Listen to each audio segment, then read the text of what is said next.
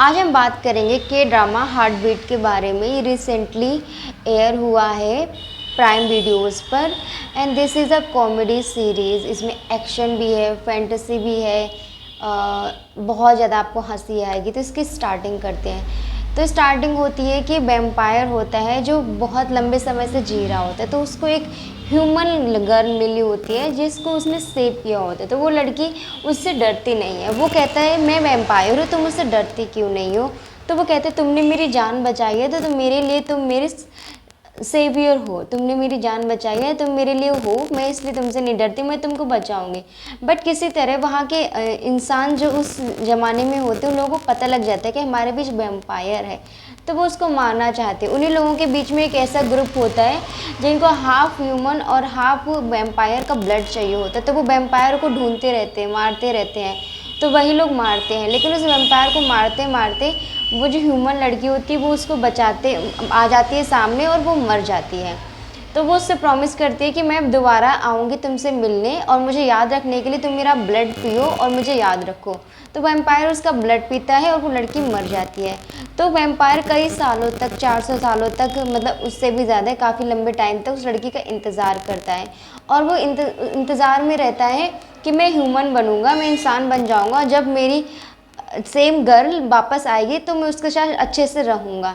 तो तब तक वो बहुत सारे ट्राई करता रहता है कि कैसे ह्यूमन बने, बहुत सारे ट्रिक्स आजमाता है, इंसानों वाला खाना खाता है, बहुत सारी चीज़ें करता है।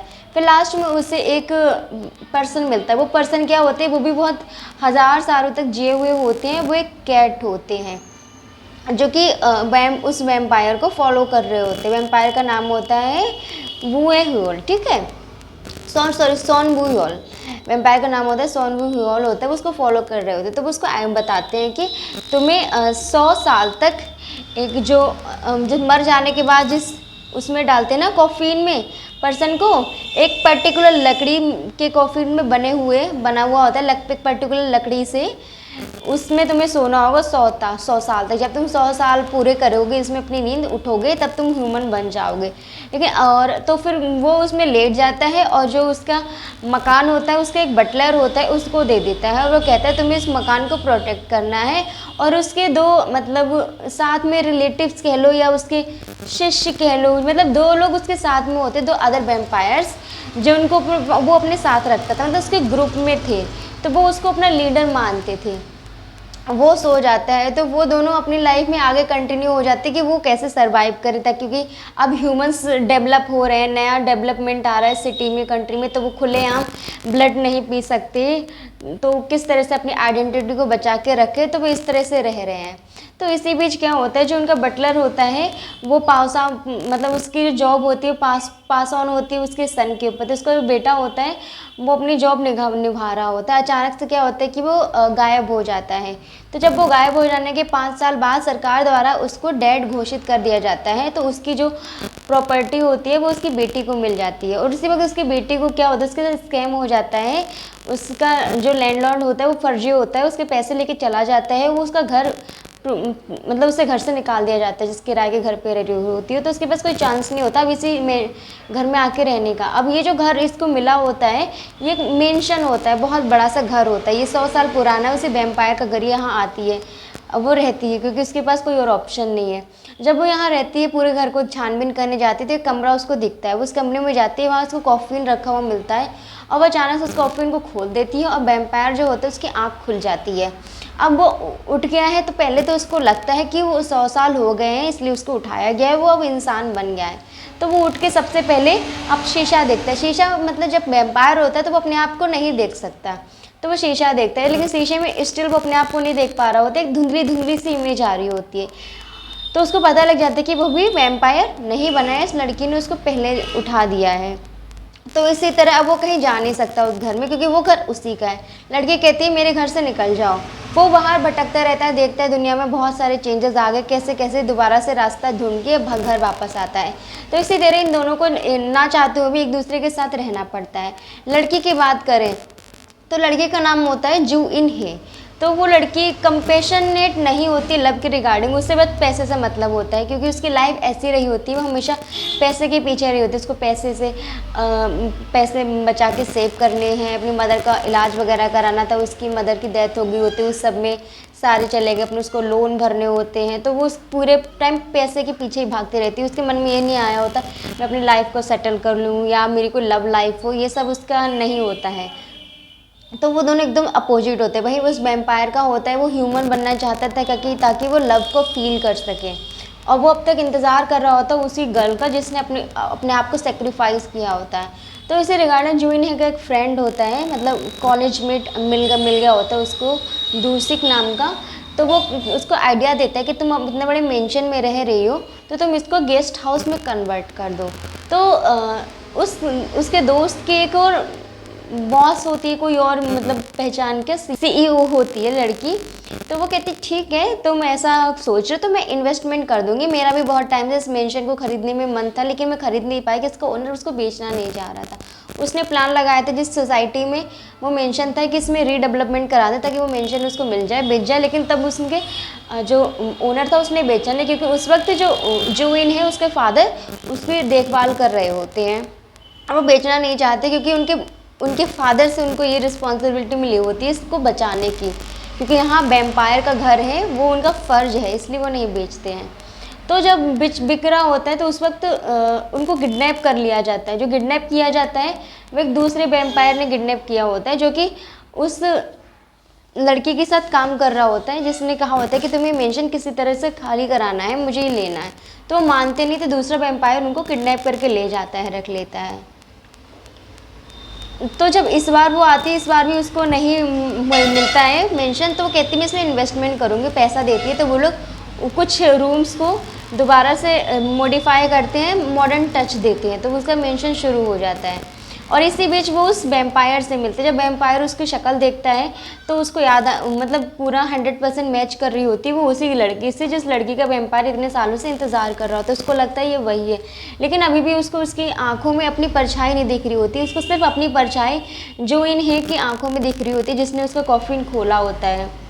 लेकिन उन दोनों के बीच कोई कुछ फीलिंग्स नहीं होती, क्योंकि जूही बिल्कुल अपोजिट होती है जिस लड़की का वो इंतज़ार कर रहा होता है। फिर धीरे धीरे इसी तरह से वो उस लड़की से मिलता रहता है जो बिल्कुल सेम टू सेम उसके लवर की तरह दिख रही होती है। फिर धीरे धीरे उसको रियलाइज़ होता है ये वो नहीं है, क्योंकि इसके अंदर ना उस तरह के मतलब ना उस तरह का कैरेक्टर है जैसी वो थी, सिमिलैरिटीज़ नहीं है, तो वो थोड़ा सा डिस्कनेक्टेड होना शुरू हो जाता है।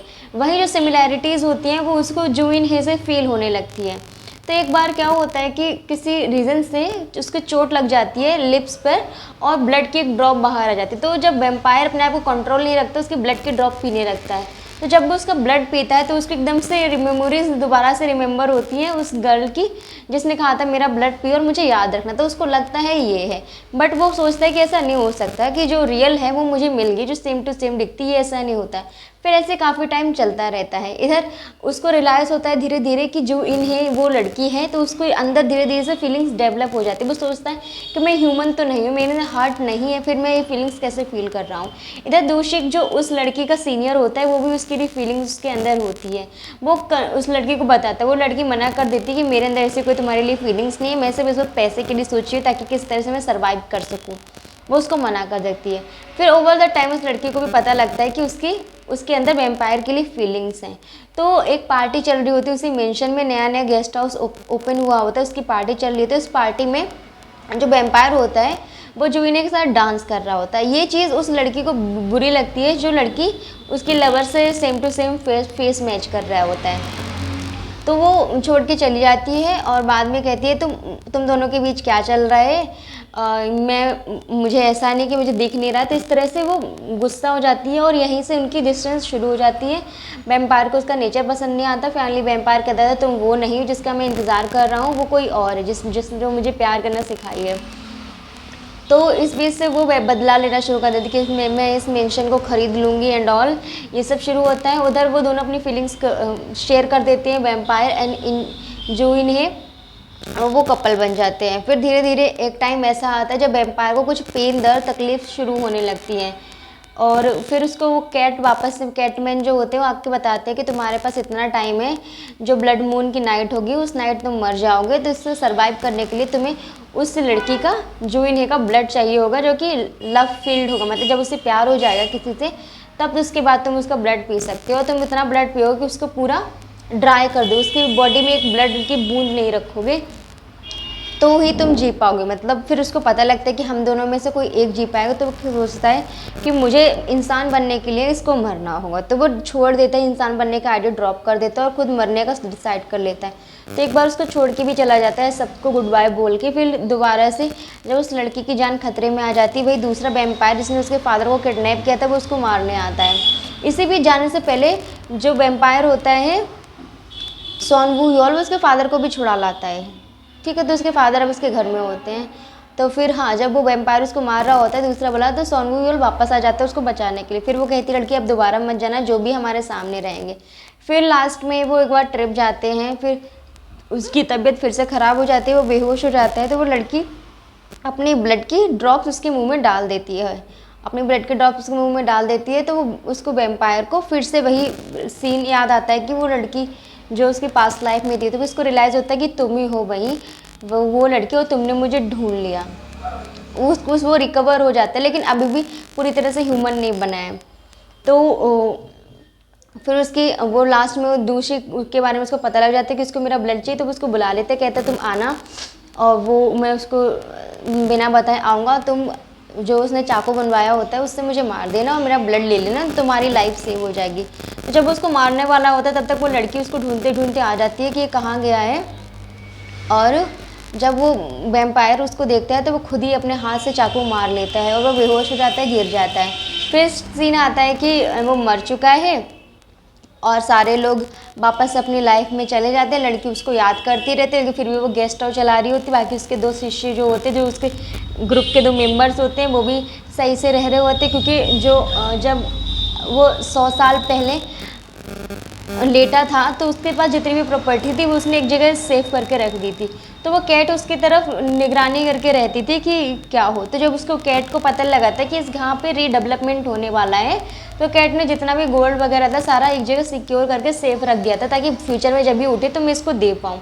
तो वही डूसिक को जब वो वैम्पायर को कैट बताती है पहले, तो वैम्पायर कहता है मुझे ये अभी मत दो, जब मैं इंसान बन जाऊँ तब देना। उसके बाद जब वो मर जाता है तब वो कैट वो सारा गोल्ड वगैरह लेके आता है, जो लड़की जूइन है होती है उसको दे देता है। कहता है कि मुझसे सॉन वू ह्योल ने इस कहा था कि तुमको दे दे, तो ये तुम्हारा। तो वो गोल्ड वही इक्वली बांट देती है, अपने पास थोड़ा सा रखती है, उसके ग्रुप के जो दो अदर वैम्पायर थे उनको दे देती है। वो धीरे फिर वो वैम्पायर उस गोल्ड से अपना अलग अलग बिजनेस शुरू करते हैं, उनकी लाइफ भी बेटर हो जाती है इंसानों के बीच।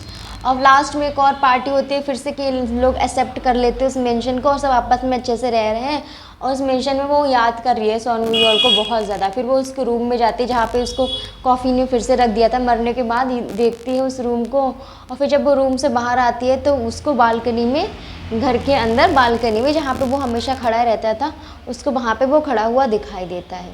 और यहाँ पे ड्रामा एंड हो जाता है। तो इसकी एंडिंग से ये भी हो सकता है कि उसने मरने से पहले लड़की का जो इन्हें का ब्लड पिया था, तो हो सकता है मरने के बाद वो दोबारा से कुछ टाइम बाद वैम्पायर वाला उसका चला गया है, वो दोबारा से ह्यूमन बन के आ गया है। तो एंडिंग में कुछ ऐसा एक्सप्लेन नहीं किया है कि ये आया है क्या है, ये रियल है या वो लड़के से उसको इमेजिन करिए वहाँ पर क्या है, बट एंडिंग में वो दिखाया गया है वहाँ पर खड़े हुए।